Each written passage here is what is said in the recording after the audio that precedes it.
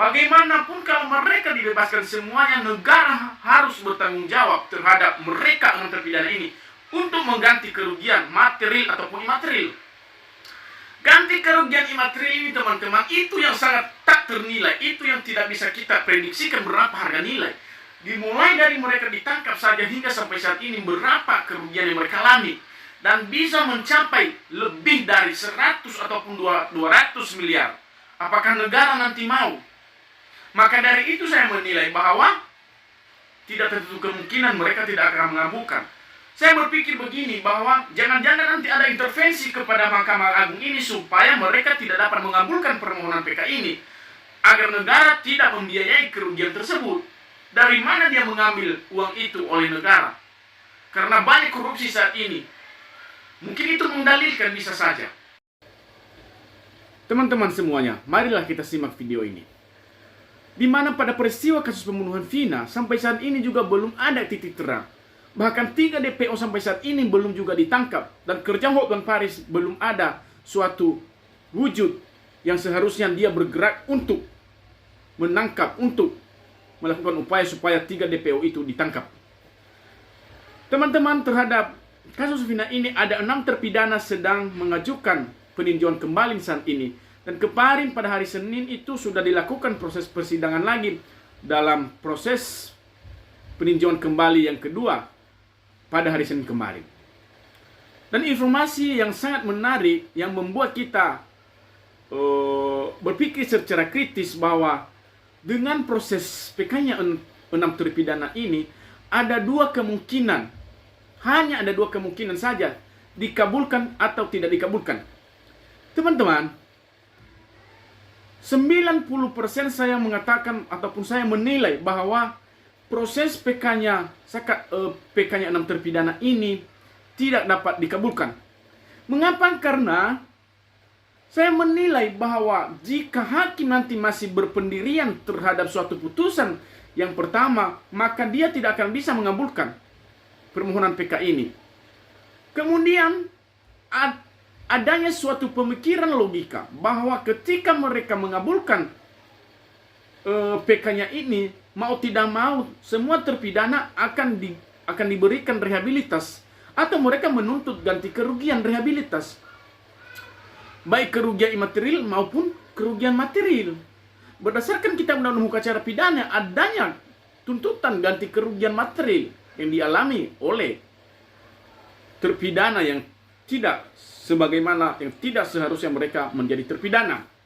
Oleh karena itu teman-teman, kalau kita memperbandingkan bahwa mengapa Mahkamah Agung nanti tidak dapat mengabulkan, karena bagaimanapun kalau mereka dibebaskan semuanya, negara harus bertanggung jawab terhadap mereka 6 terpidana ini untuk mengganti kerugian material ataupun imaterial. Ganti kerugian imaterial ini teman-teman, itu yang sangat tak ternilai, itu yang tidak bisa kita prediksikan berapa harga nilai. Dimulai dari mereka ditangkap saja hingga sampai saat ini berapa kerugian yang mereka alami. Dan bisa mencapai lebih dari 100 ataupun 200 miliar. Apakah negara nanti mau? Maka dari itu saya menilai bahwa tidak tertutup kemungkinan mereka tidak akan mengabulkan. Saya berpikir begini, bahwa jangan-jangan nanti ada intervensi kepada Mahkamah Agung ini supaya mereka tidak dapat mengabulkan permohonan PK ini, agar negara tidak membiayai kerugian tersebut. Dari mana dia mengambil uang itu oleh negara? Karena banyak korupsi saat ini. Mungkin itu mendalilkan, bisa saja.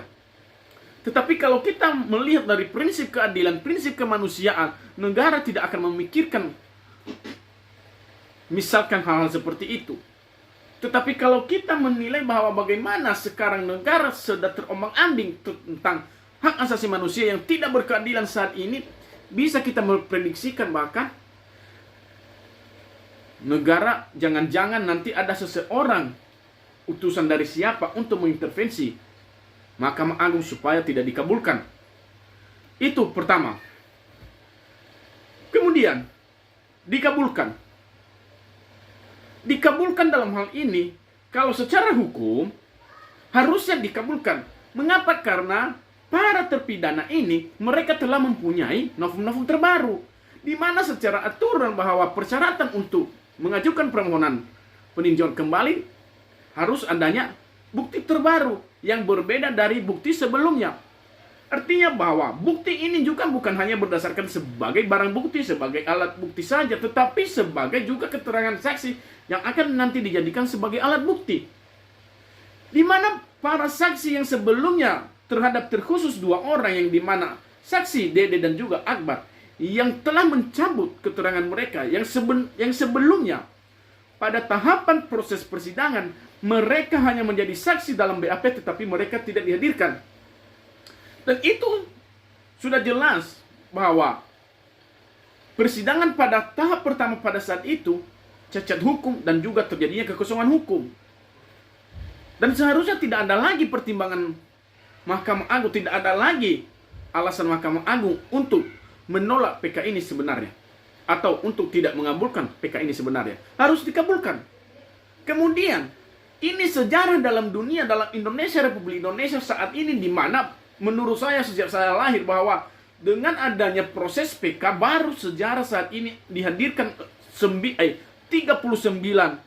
saksi ahli ataupun saksi yang lain. Coba kita bayangkan apabila Mahkamah Agung menolak peninjauan kembali 6 terpidana ini, bagaimana buruknya proses persidangan, bagaimana buruknya hak asasi manusia tidak dikabulkannya.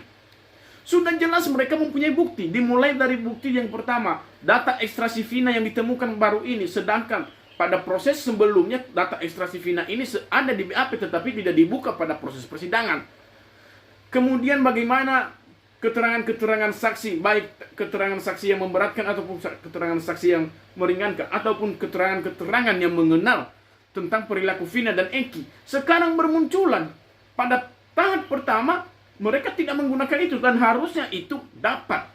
Harusnya dalam proses persidangan tingkat pertama harus dilibatkan para saksi. Jadi tidak ada lagi, makanya saya katakan bahwa tidak ada lagi seharusnya Mahkamah Agung nanti tidak mengabulkan. Harus mengabulkan, karena sudah sesuai dengan undang-undang. Lalu apakah kita menarik suatu kesimpulan kembali pada keyakinan hakim yang berdasarkan dengan undang-undang kehakiman, yang berdasarkan juga Kitab Undang-Undang Hukum Acara Pidana, yang bahwa putusan hakim itu berdasarkan bukti dan juga berdasarkan keyakinan hakim. Itu azas negatif. Tetapi menurut saya, ketika nanti Mahkamah Agung menggunakan dalil itu, maka cacat semua hukum ini. Menurutku seperti itu. Maka keadilan tidak bisa lagi kita terapkan.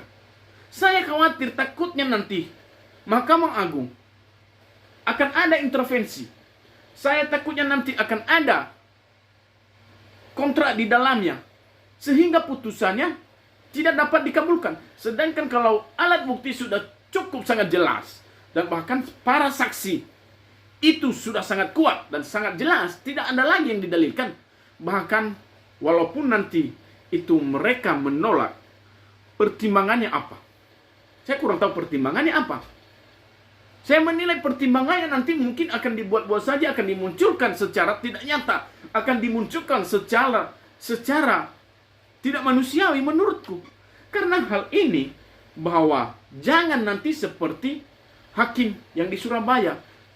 Bahwa hakim di Surabaya juga memutuskan Ronald Tanur dibebaskan secara murni, tidak terbukti bersalah atas penganiayaan pacarnya yang mengakibatkan hilangnya nyawa pacarnya, sehingga diputus oleh Majelis Hakim Surabaya dibebaskan secara murni, dan akibat dari putusan itu dinonaktifkanlah para hakim tersebut. Jadi kami khawatir seperti itu. Janganlah sampai terjadi, menurutku seperti itu. Oleh karena itu teman-teman, apa yang harus kita lakukan saat ini? Selain kita berteriak, kita mengawal, kita mengikuti proses persidangan.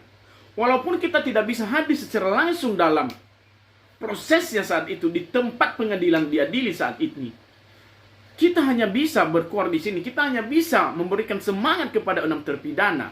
Kita hanya memberikan dukungan kepada Otto Hasibuan, kepada semua pengacara yang terlibat di situ. Kami yakin bahwa itu sudah valid dengan bukti.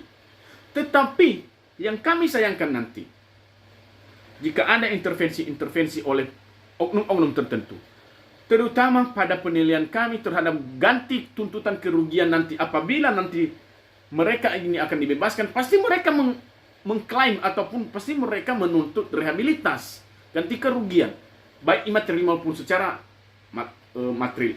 Pasti negara yang bertanggung jawab. Besar nominalnya itu kita nggak tahu nanti mereka tuntutannya berapa. Tetapi apakah negara bertanggung jawab? Seharusnya bertanggung jawab. Tetapi dengan dasar lain, dengan dalil lain, negara tidak akan bertanggung jawab. Mereka akan mencari pembenaran supaya PK ini tidak dikabulkan. Dan itulah akibatnya nanti. Itu menurut saya. Tetapi saya tidak dapat menyimpulkan apakah ini akan ditolak ataupun dikabulkan. Tetapi ini prediksi saya bahwa akan ada penolakan. Tidak akan dikabulkan karena sesuai yang saya utarakan tadi. Tetapi kalau secara prinsip undang-undang pasti harus dikabulkan.